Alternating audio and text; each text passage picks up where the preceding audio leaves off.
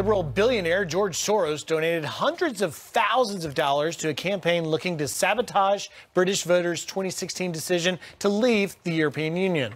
Soros Foundation stating the grant was, quote, to support British groups striving to ensure that this crucial debate is not shut down.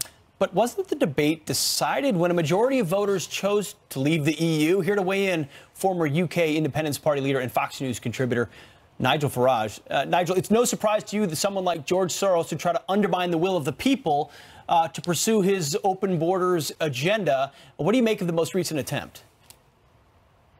No, it's no surprise at all. In fact, I've been saying since 2011 that we all need to wake up to who George Soros is and how big his organisation is. And just get a handle on this.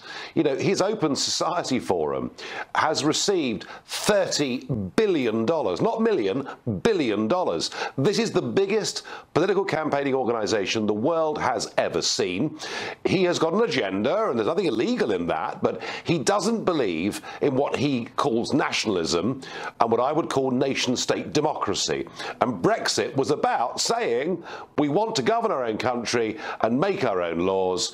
And this man, okay, so far we've discovered about $1 million that he spent on various organisations that want to overturn the Brexit result. I suspect that's the tip of the iceberg. If you really examine the money this man is spending across the whole of Europe, in America, to push his agenda, which is to get rid of the nation state and to encourage mass migration. And I'm just saying to people, you know, in an era when much of the media is obsessing about Russian collusion, well, if ever there was an investigation needed, it's into just what exactly has Open Society done over the course of the last few years. So, Nigel, for those viewers of ours who don't really know who George Soros is, he's kind of a mysterious, shadowy figure. Briefly, just tell us, who is he?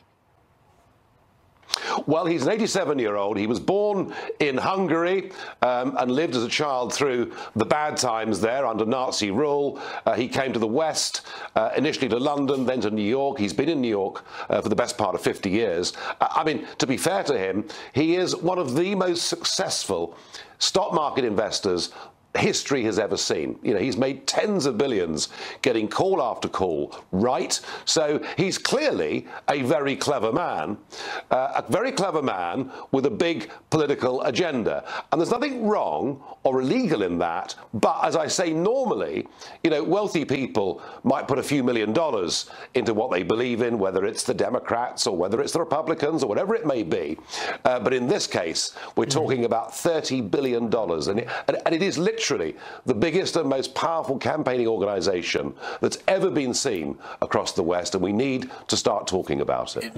Nigel, let me ask you about another topic, and that is Woodward and Bernstein, the journalists behind Watergate, now saying that Trump's actions similarly eerie to Nixon's. We're going to put on the wall here this quote from Carl Bernstein and Bob Woodward in a CNN and Washington Post thing. President Trump insists it's all a witch hunt and an unfair examination of his family's personal finances. No wonder many people are making comparisons to the Saturday Night Massacre of 1973. Nixon didn't know it at the time, but the Saturday Night Massacre would become a pivot point in his presidency, crucial to the charge that he'd obstructed justice. What do you make of it?